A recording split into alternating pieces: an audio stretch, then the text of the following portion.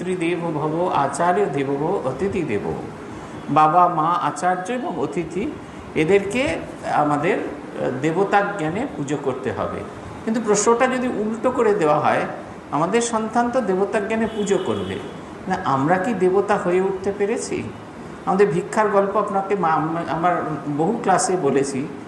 এইখানে বেলুড়ের এখানে একজনের বাড়িতে গিয়েছিলাম, খুব শ্যাবি, সামনেটা খুব একবারে যে খুব ভালো বাড়ি আছে বোঝা যাচ্ছে না। যখন বাড়ির ভেতরে ঢুকলাম, সে ভদ্রমহিলা রান্না করছেন, ছোট্ট ছেলে বসে খাচ্ছে টাই টাই পরে, এইখানে কোথাও কোনো ভালো স্কুলে পড়ে। বারান্দাতে বসে, সে মেঝেতে বসে আসন পেতে তাকে খেতে দেওয়া আছে, 2-3টে বাটি আছে। ভদ্রমহিলা রান্না করছিলেন, সে খুন্তি হাতে ছুটে এলেন, সে তেল গড়াচ্ছে তার খুন্তি দিয়ে, আর এসে বলছেন ঢুকে পড়লেই হলো। আর আমাদের তখন এরকম পলিশ চেহারা থাকে না, গাল ভর্তি দাঁড়িয়ে, আপনারা তো খুব ভালো করেই জানেন যাদের বাড়িতে আমরা ভিক্ষা করতে যাই, খালি পায়ে, জামা নেই, এটা রামকৃষ্ণ মিশনের সাধু বলেই মনে হয় না, এটা কিছু একটা গোলমাল আছে। তা ভদ্রমহিলা বললেন ঢুকে পড়লেই হলো, বাড়ি খালি, দরজা খোলা আছে থেকে ঢুকে পড়লেই হলো। আমার তো ফিরে আসার উপায় নেই, আমি বলছি যদি কিছু দেন, আমাদের কিছু সাহায্য যদি কিছু খাবার কিছু দেন। তখন একটি টাকা নিয়ে এলেন, আমরা বললাম পয়সা নেবার নিয়ম নেই। তারপরে উনি বললেন যে, আমি বললাম রান্না করা কিছু খাবার পাওয়া যাবে? ভদ্রমহিলা বললেন আমাদের এখনো রান্না হয়নি। ছেলেটা না অবাক বিস্ময় তার মায়ের দিকে তাকারে আছে। ভেবে দেখুন, এই মা কিন্তু কোনোদিন তার ছেলেকে বলতে পারবে না সদা সত্য কথা বলিও, কখনো বলতে পারবে না।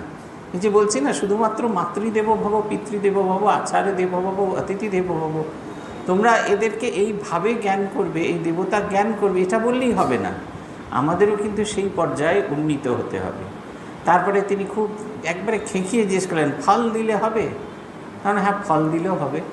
তখন কোন বাজার থেকে কিনেছিলেন জানি না, একটা ছোট্ট এইটুকু কাঁঠালি কলা, একটা শশা আর পাতিলেবুর চেয়ে একটু বড় মালটা, যাই ভিক্ষা দিন দিয়েছেন তিনি। তারপরে তার কর্তা দেখছেন তো ব্যাড ইনভেস্টমেন্ট হয়ে যাচ্ছে। আমি যখন হাত জোর করে নমস্কার করে ঠাকুর কাছে প্রার্থনা করছি, কোথা থেকে আসা হয়েছে? এই কাছের একটা আশ্রম থেকে এসেছে। আচ্ছা, আমরা জানেন তো সব বেলুড় মঠের দীক্ষিত। এই যে একবারে খুব হতবাক করার ঘটনা, স্মরণানন্দজি তখন আমাদের সাধারণ সম্পাদক ছিলেন। সন্ন্যাসের পর উনি শুনতে চাইছিলেন আমাদের অভিজ্ঞতার কথা, আমি ঘটনাটা ওনাকে বললাম।